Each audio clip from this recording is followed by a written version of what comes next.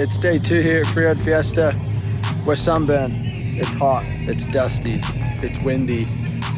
We just had a pretty sick morning session, but it's been blowing for about 2 or 3 hours now, so I'm gonna do a little bit of a bike check, show you what I'm riding. This course is insane. Bike setup's pretty dialed right now, so let's get into it.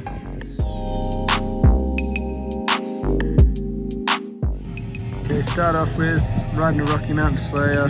It's a size large. It's got a custom paint job from Fresh Paints of Whistler. I got the Tidal cockpit on there. It's the ST1 stem 35mm with the Tidal bars.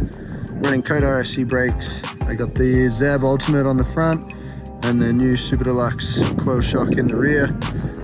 I run those basically closed on the compression, maximum tokens in the fork, and about 95 PSI. I'm running the Delium Versatile on the rear and the Rugged in the front, both 27.5, both with 36 PSI in them. Running those on the D-Max wheels from Mavic. Been on those guys for a couple months now as well. Pretty sick wheels, pretty hyped that the D-Max is making a comeback.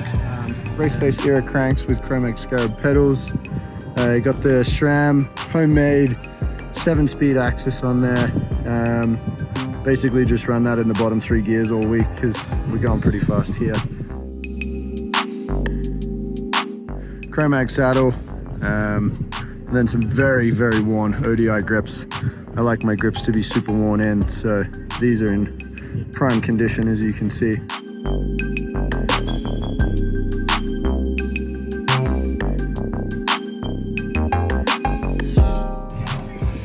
There you go, guys. There's my bike check.